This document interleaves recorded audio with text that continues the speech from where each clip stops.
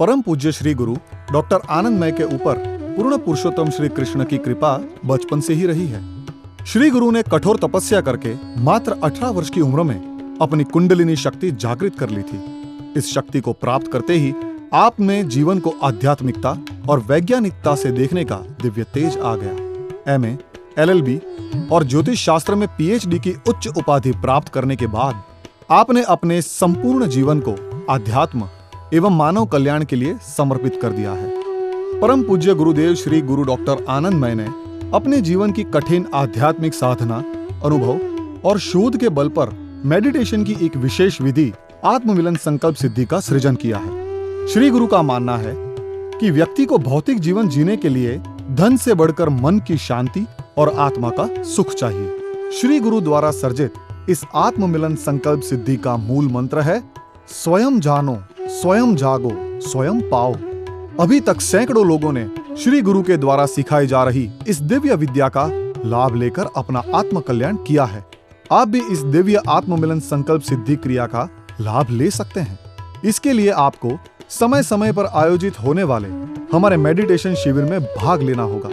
इसके लिए आप हमारे फोन नंबर 9714876566 एवं 9998539835 पर संपर्क कर सकते हैं।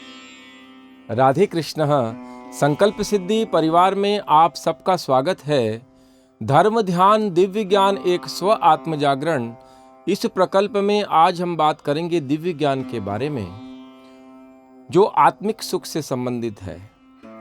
आज हम विवेक और धैर्य के बारे में बात करेंगे।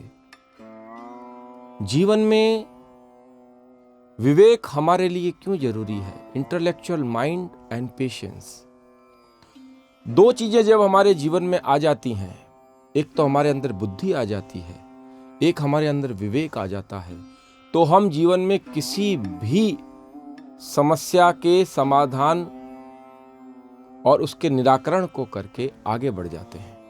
जब समाधान आएगा और निराकरण हो जाएगा तो वहां हमारा विवेक ही काम करेगा। महात्मा गांधी के जीवन की बहुत बड़ी घटना है। महात्मा गांधी अपने आश्रम में बैठे हुए थे। एक 6 पत्र का लेटर कहीं से आया था। शिष्य ने लाके लेटर दिया। महात्मा गांधी ने लेटर पढ़ा और उसमें से आलपिन निकाल के रख ली और बाकी शिष्य को बोला इसको फाड़ के फेंक दो। शिष्य ने बोला, गांधी बापू, मैंने यह पत्र पूरा पढ़ा और इसमें इतनी गालियां लिखी हुई थी और आपने बड़े सहज भाव से इसको पढ़ा, पूरा पेशेंस रखा, धैर्य रखा और विवेक से आपने मुझे कहा फाड़ दो। आपको मन में कोई भी विचलन नहीं हुआ, आप विचलित नहीं हुए। तब गांधी बापू ने एक बात कही, मेरे काम का जो था ना वो मैंने ले लिया, जो मेरे काम का नहीं था ना वो मैंने दे दिया। हमारे जीवन की भी यही घटनाएं हमारे साथ कई बार होती हैं कि जो हमारे काम का नहीं है वही चीजें हम हमारे जीवन में अपनाते हुए चले जाते हैं और इतना कचरा हम भर लेते हैं कि फिर हम कहीं ना कहीं कुंठाओं का शिकार होते हैं। हम इतने द्वेष वाले बन जाते हैं कि हर व्यक्ति के प्रति हमारे अंदर ईर्ष्या भाव होने लगता है, हर व्यक्ति के प्रति हमारे अंदर बदले का भाव जागने लगता है।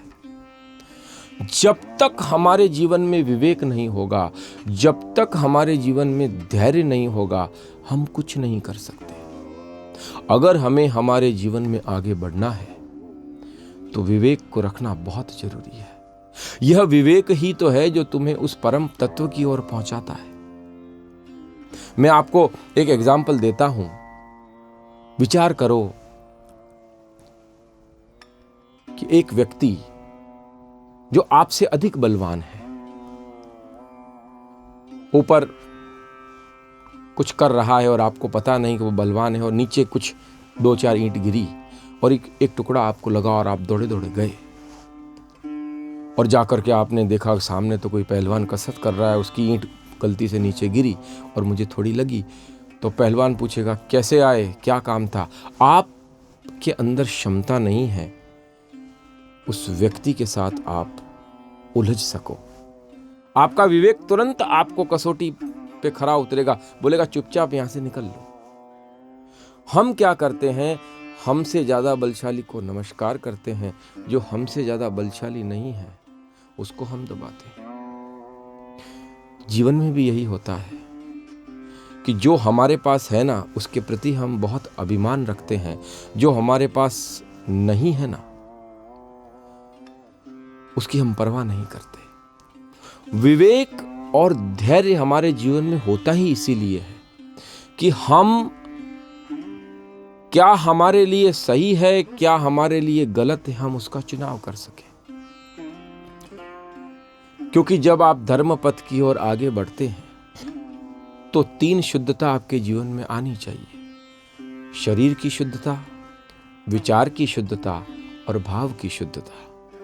क्योंकि भगवान के पास भी श्रुति भगवती जाकर के यही कहती है कि प्रभु आपने जीव को इतना अच्छा बनाया, इतना अच्छा उसका शरीर दिया, इतने अच्छे उसके कर्म दिए, इतनी अच्छी उसके पास बुद्धि दी, सब चीज दी, मगर वह फिर भी जीव आप तक नहीं पहुंच पा रहा है, आप तो पराजित दिख रहे हो जीव के अंदर। तब भगवान कहते हैं कि मैंने जीव के पास सब कुछ दिया, उसके हृदय में काम क्रोध लोभ मोह मत्सर भी दिए, मगर एक चीज मैंने वहां दी और वो है उसका विवेक। मैंने उसको विवेक दिया है, वो मुझ तक पहुंच सकता है। तो बोले प्रभु उसका आत्मबोध कौन कराएगा? बोले कोई व्यक्ति किसी व्यक्ति को चाबी दे करके निकल जाए और 5 साल के बाद वो वापस आए, बोले मैंने तेरे को चाबी दी थी, वो कहाँ है? बोले क्यों, क्या हुआ? बोले मैंने खजाने की चाबी दी थी तेरे को। तो बोले मुझे कह के तो जाना था ये चाबी का ताला कहाँ है और खजाना कहाँ है, तो मैं ढूंढ सकता। तो बोले उसको आत्मबोध कौन कराएगा? तो प्रभु कहते हैं श्रुति भगवती को कि बोले आत्मबोध संतों के द्वारा, गुरुओं के द्वारा, महापुरुषों के द्वारा मैं उनको कितनी बार कराता हूँ। कई मैयत और कई मरघट में जब मुर्दे जलते हुए देखते हैं तब उनको आत्मबोध होता है, मगर वो मसाणिया वैराग थोड़े टाइम के लिए होता है और फिर वो भूल जाते हैं। वो भूलते ही इसीलिए क्योंकि माया उनको फिर पकड़ लेती। बोले इस माया को आप दूर कर दो प्रभु। श्रुति भगवती कह रही है, प्रभु कहते हैं मम माया अजाम जही। बोले ये तो मेरी प्रिया है, मैं इसको कैसे दूर कर दूं? इसी वजह से तो ये दुनिया चल रही है कि पुनरपि मरणम पुनरपि जन्मम पुनरपि जननी जठरे शयनम। ये चलता कहाँ से है, ये होता कहाँ से, आपको खुद को पता नहीं, मगर आप कितनी बार जन्म लेते हो, कितनी बार मरते हो, मगर ये माया छूटती नहीं।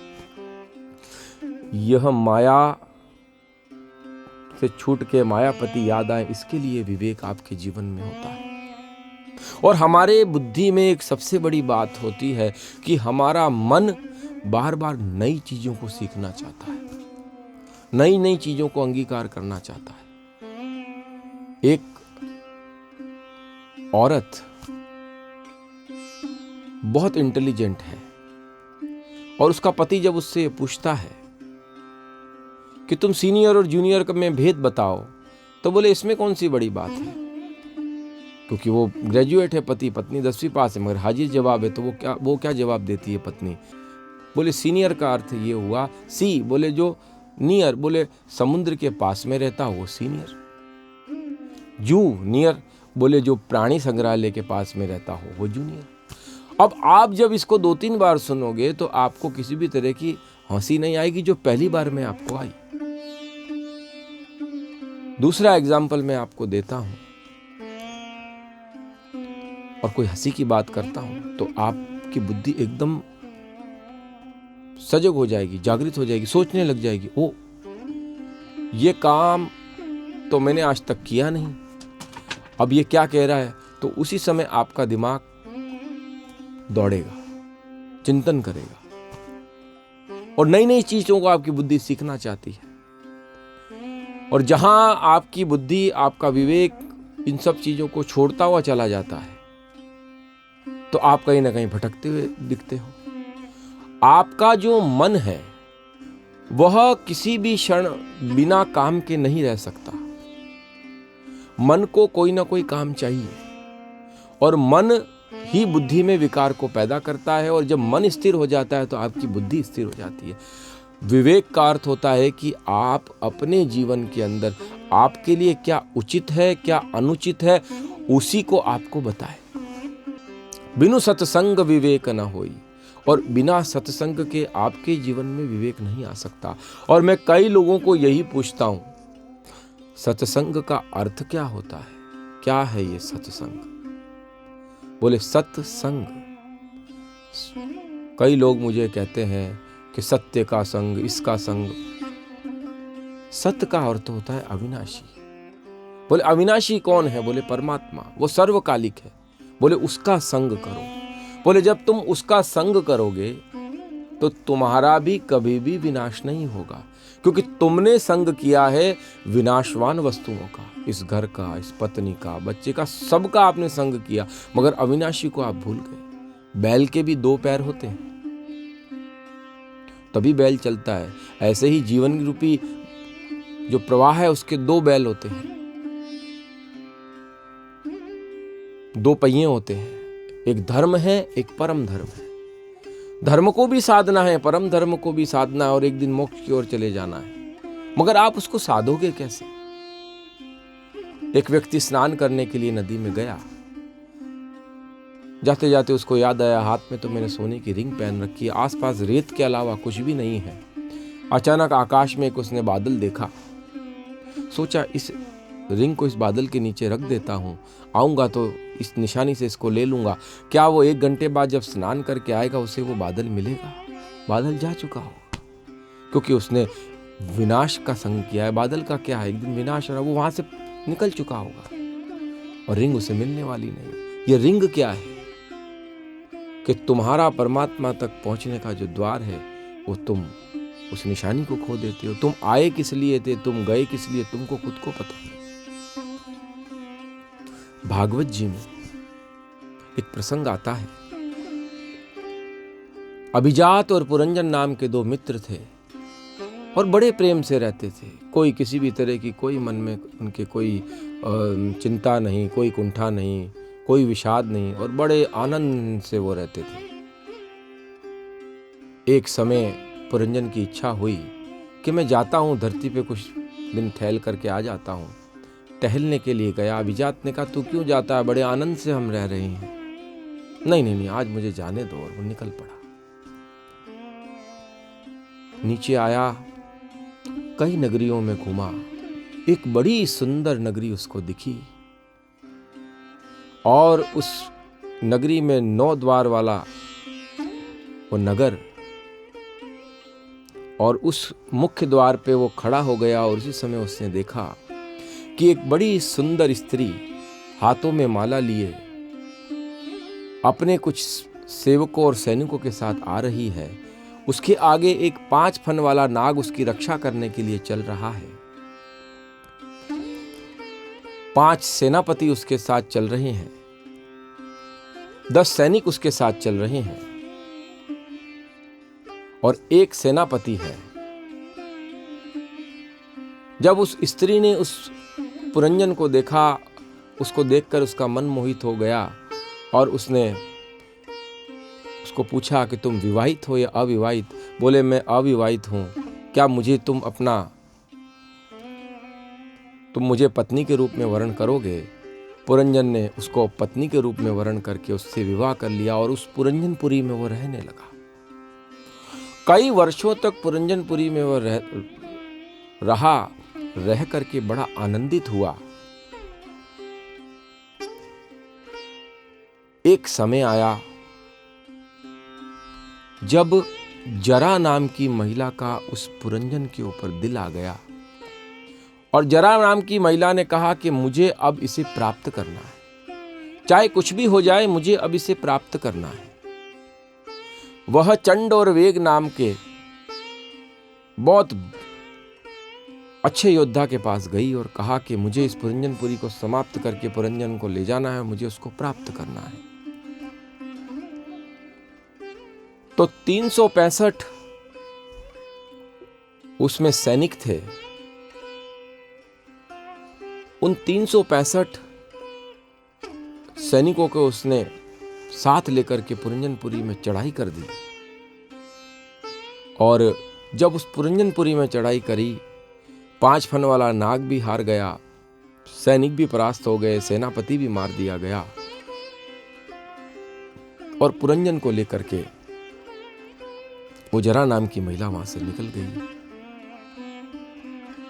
पुरंजनी के वियोग में पुरंजन ने अपने प्राण का उत्सर्जन किया, पुरंजनी ने भी अपने प्राण का उत्सर्जन किया।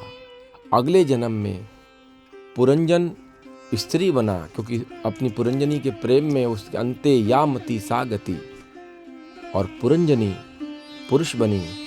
राजा बनने के बाद पुरंजनी ने उसी पुरंजन का जो स्त्री रूप में थी उसका वर्ण किया, पति पत्नी के रूप में दोनों रहने लगे। मध्य अवस्था आई और वो राजा मर गया, तो वही पुरंजन जो स्त्री बना हुआ था उसकी पत्नी,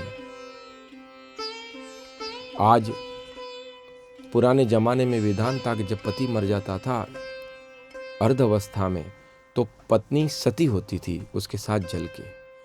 अभिजात के मन में हुआ कि मेरा मित्र बहुत दिन हो गए पृथ्वी पर घूमने गया, अभी तक वापस नहीं आया, जाकर के देखूं तो क्या कर रहा है।